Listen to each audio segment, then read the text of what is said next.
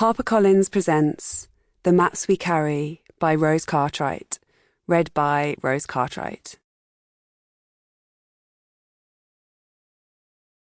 For Claire. The author is not a healthcare provider.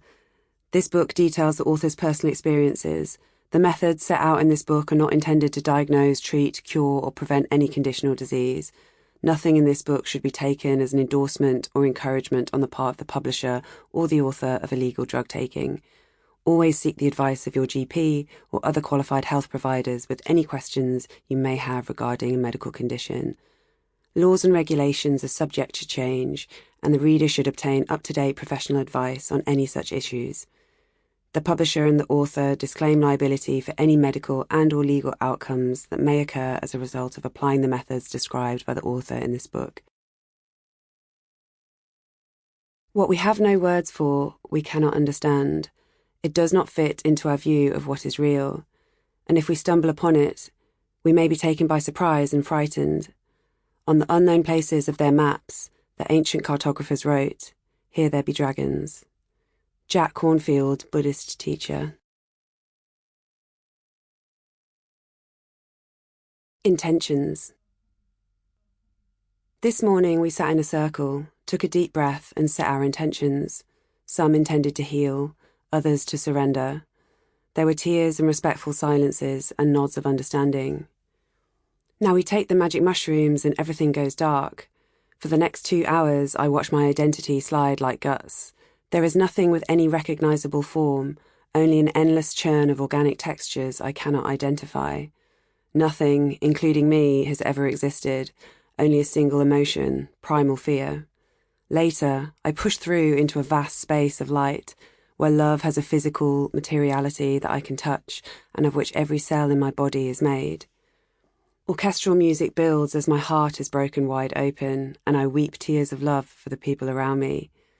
One of them has regressed to infancy and rocks back and forth. Another holds their head. Another sways softly, whispering to themselves. Another sheds ecstatic tears. I take in the scene and have a thought.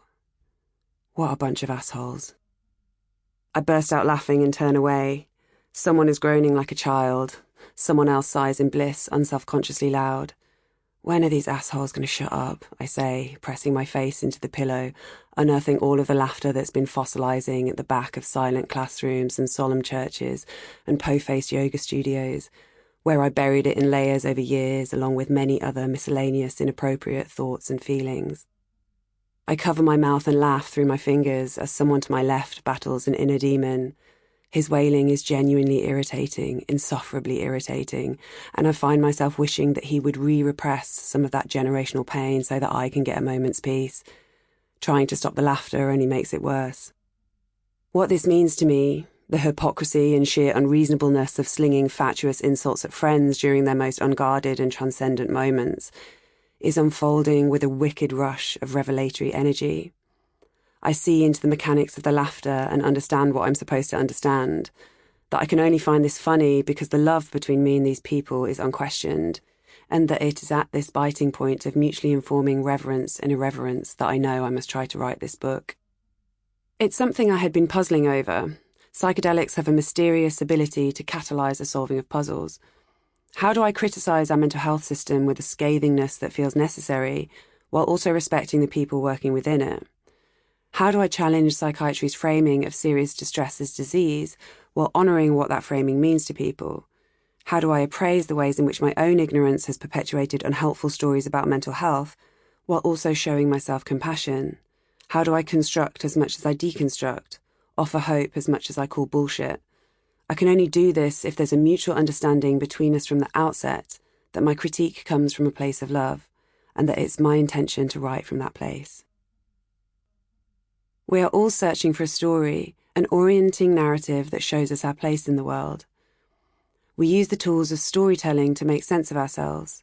We keep a lookout for through lines and patterns, recurring themes and the opening and closing of chapters.